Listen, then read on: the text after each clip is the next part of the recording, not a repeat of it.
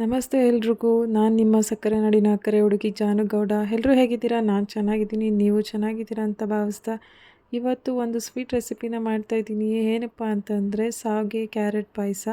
ಎಲ್ಲರೂ ಶಾವಿಗೆ ಪಾಯಸನ ಮಾಡಿ ತಿಂದಿರ್ತೀರ.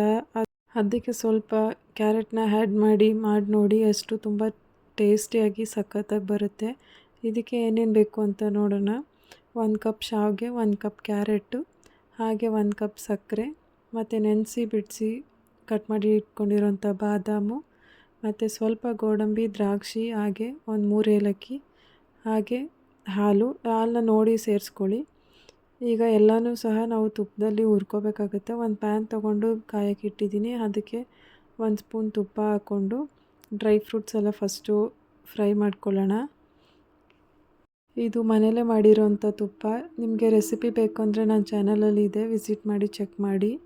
ಈಗ ನೆನೆಸಿ ಬಿಡಿಸಿ ಮತ್ತು ಕಟ್ ಮಾಡಿ ಇಟ್ಕೊಂಡಿರೋಂಥ ಬಾದಾಮನ್ನ ಫಸ್ಟು ಫ್ರೈ ಮಾಡ್ಕೋತಾ ಇದ್ದೀನಿ.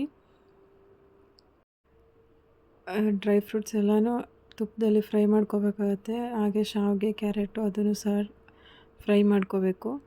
ನೋಡಿ, ಈ ರೀತಿ ಒಂದು ಸಲ ನೀವು ಮನೆಯಲ್ಲಿ ಶಾವಿಗೆ ಕ್ಯಾರೆಟ್ ಪಾಯಸನ ಮಾಡಿ, ನೀವು ಮಾಮೂಲಿ ನಾರ್ಮಲ್ ಶಾವಿಗೆ ಪಾಯಸನೇ ಮಾಡೋದೇ ಬಿಟ್ಬಿಡ್ತೀರ. ಅಷ್ಟು ಚೆನ್ನಾಗಿರುತ್ತೆ, ಅಷ್ಟು ಟೇಸ್ಟಿಯಾಗಿರುತ್ತೆ. ಮಾಮೂಲಿ ಶಾವಿಗೆ ಪಾಯಸಕ್ಕಿಂತ ಇದು ತುಂಬ ಡಿಫ್ರೆಂಟಾಗಿ ಇರುತ್ತೆ ಟೇಸ್ಟು. ಬಾದಾಮಿ ಹುರಿದು ಎತ್ತಿಟ್ಕೊಂಡಾಯಿತು. ಈಗ ಗೋಡಂಬಿನೂ ಸಹ ತುಪ್ಪದಲ್ಲೇ ಫ್ರೈ ಮಾಡಿಕೊಂಡು ಎತ್ತಿ ಒಂದು ಸಪ್ರೇಟ್ ಬೌಲಲ್ಲಿ ಹಾಕ್ಕೊಳ್ಳೋಣ.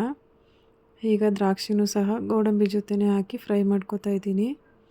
ನೋಡಿ, ಈ ರೀತಿ ಚೆನ್ನಾಗಿ ಫ್ರೈ ಆಗಿದ್ದನ್ನು ಒಂದು ಬೌಲ್ಗೆ ಎತ್ಕೊಳ್ಳೋಣ.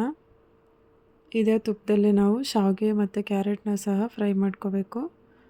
ನೋಡಿ, ಶಾವಿಗೆನೂ ಸಹ ಚೆನ್ನಾಗಿ ಫ್ರೈ ಮಾಡ್ಕೋಬೇಕು. ಸ್ವಲ್ಪ ಬ್ರೌನ್ ಕಲರ್ ಬರೋವರೆಗೂ ಈ ರೀತಿ ತುಪ್ಪದಲ್ಲೇ ಫ್ರೈ ಮಾಡ್ಕೊಳ್ಳೋಣ. ನೀವು ಬೇಕಾದರೆ ತುಪ್ಪ ಜಾಸ್ತಿ ಆದರೂ ಆ್ಯಡ್ ಮಾಡ್ಕೋಬೋದು, ಅಥವಾ ಕಮ್ಮಿನಾದರೂ ಆ್ಯಡ್ ಮಾಡಿ ಫ್ರೈ ಮಾಡ್ಕೋಬೋದು, ಅಥವಾ ಹಾಗೇ ಶಾವಿಗೆನ ಫ್ರೈ ಮಾಡ್ಕೋಬೋದು.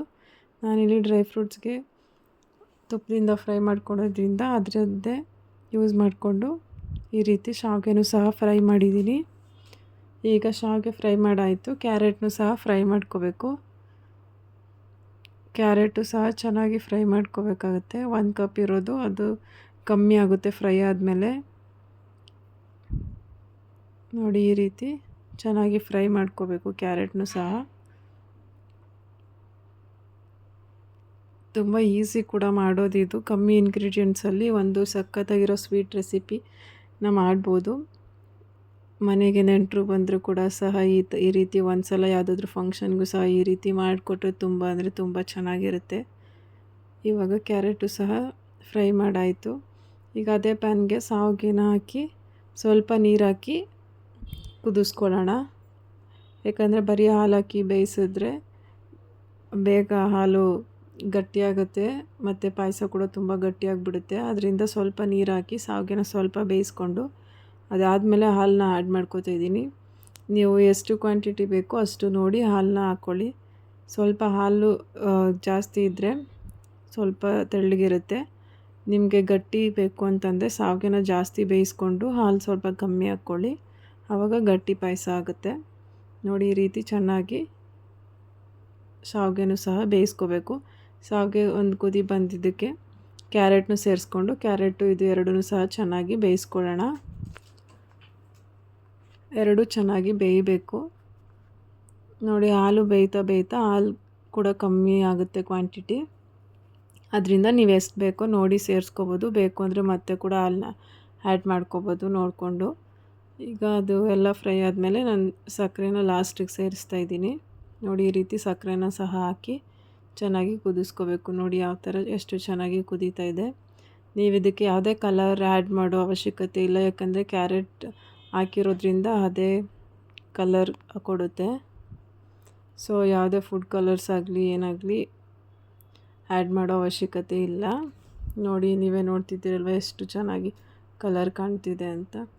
ಈಗ ಲಾಸ್ಟಲ್ಲಿ ಕೊನೆಯದಾಗಿ ಡ್ರೈ ಫ್ರೂಟ್ಸ್ ಏನು ತುಪ್ಪದಲ್ಲಿ ಹುರಿದಿಟ್ಕೊಂಡಿದ್ದೀವೋ ಅದನ್ನು ಆ್ಯಡ್ ಮಾಡಿದ್ರೆ ಟೇಸ್ಟಿಯಾದಂಥ ಶಾವಿಗೆ ಪಾಯಸ ರೆಡಿ ಆಗುತ್ತೆ. ಅದಕ್ಕೆ ಸ್ವಲ್ಪ ನಾನು ಏಲಕ್ಕಿ ತೊಗೊಂಡಿದ್ನಲ್ಲ, ಬಿಡಿಸಿ ಕೆಚ್ಚಿ ಪುಡಿ ಮಾಡಿ ಹಾಕಿದ್ದೀನಿ. ಹಾಕಿ ಈ ರೀತಿ ನೀವು ಬೇಕು ಅಂದರೆ ಮತ್ತೆ ತುಪ್ಪ ಬೇಕು ಅಂದರೆ ಸೇರಿಸ್ಕೋಬೋದು. ನಾವು ಸಾಕು ಅಂತ ಅನಿಸ್ತು, ಅದಕ್ಕೋಸ್ಕರ ನಾನು ಮೀಡಿಯಮಾಗಿ ತುಪ್ಪ ಹಾಕ್ಕೊಂಡಿದ್ದೀನಿ. ನಿಮ್ಗೆ ಎಷ್ಟು ಬೇಕೋ, ನಿಮಗೆ ತುಪ್ಪ ಜಾಸ್ತಿ ಇಷ್ಟಪಡೋರು ಮತ್ತೆ ತುಪ್ಪ ಹಾಕ್ಕೊಂಡು ಈ ರೀತಿ ಸರ್ವ್ ಮಾಡಿಕೊಂಡು ತಿನ್ಬೋದು.